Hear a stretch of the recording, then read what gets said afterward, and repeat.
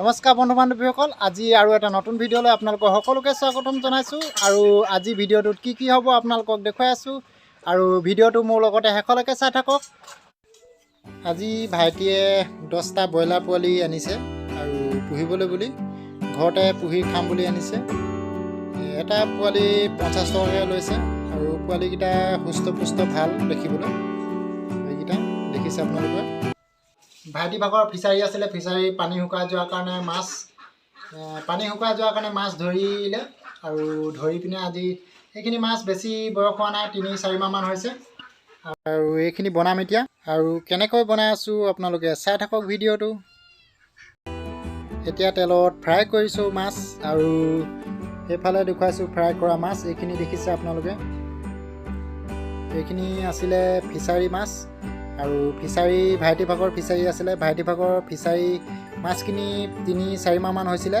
পুখুৰীটো শুকাই যোৱাৰ কাৰণে বাধ্যত পৰি পিনে ধৰিবলগীয়া হ'ল, আৰু ভাইটি ভাগৰ ভালেমান পইচা লোকচান হ'ল। 2400মান মাছ পুহিছিলে।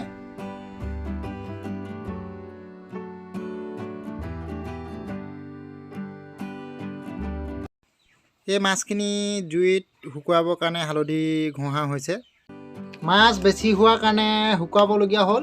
আৰু এয়া দেখিছে মাছ শুকুৱাইছোঁ, অথনি দেখুৱাইছিলোঁ আপোনালোকক মাছ, আৰু তাৰে অলপ ফ্ৰাই কৰি খালোঁ। মাছ 3 কেজিমান আছিলে, আৰু 1.5 কেজিমান জোখৰ মাহঁতক দিলোঁ, আৰু আধা আমি ল'লোঁ। এনেকৈ শুকুৱাই থ'লে বেয়া নহয়, পাছত খাব পাৰিম।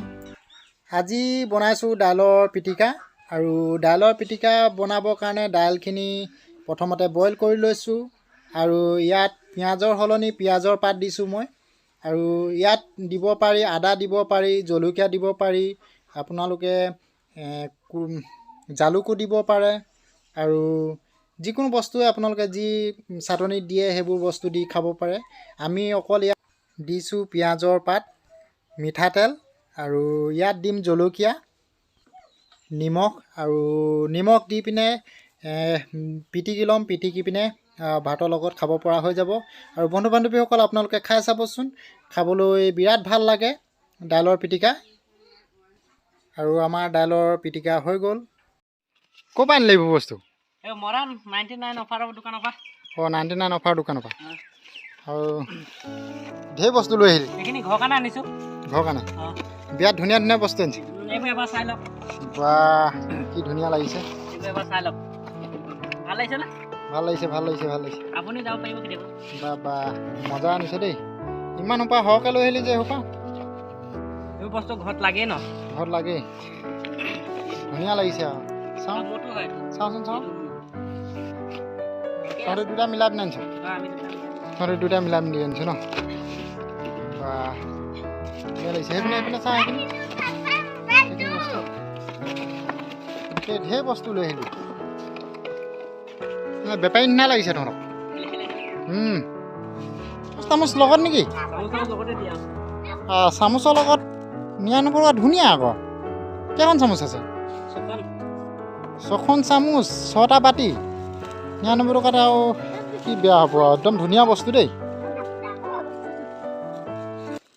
আজিলৈ ভিডিঅ'টো ইমানতে সামৰিছোঁ। যদি মোৰ ভিডিঅ'টো চাই ভাল লাগিলে তেন্তে লাইক এটা কৰি দিব, ছাবস্ক্ৰাইব কৰিব, কাষতে থকা বেল আইকনটো দবাই দিব, আৰু কমেণ্ট কৰি জনাবলৈ নাপাহৰিব কেনেকুৱা লাগিলে ভিডিঅ'টো।